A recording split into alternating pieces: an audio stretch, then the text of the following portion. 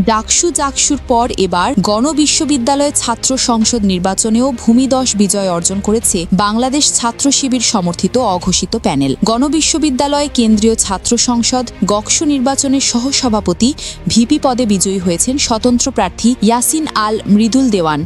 এছাড়া সাধারণ সম্পাদক জিএস পদে বিজয়ী হয়েছেন ছাত্র শিবির সমর্থিত প্রার্থী মোহাম্মদ রায়হান খান এবং সহ সাধারণ সম্পাদক এজিএস পদে নির্বাচিত হয়েছেন ছাত্র শিবির সমর্থিত প্রার্থী সামিউল হাসান শোভন।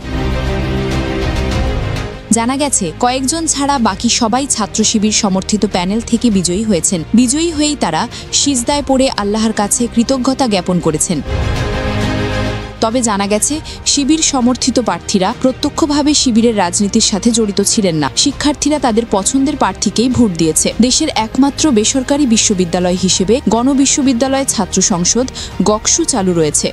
প্রথমবার গকসু নির্বাচন অনুষ্ঠিত হয় 2013 সালে। সর্বশেষ নির্বাচন হয়েছিল 2018 সালে। তবে প্রশাসনিক জটিলতায় নির্বাচিত সংসদ পুরো মেয়াদে কাজ করতে পারেনি।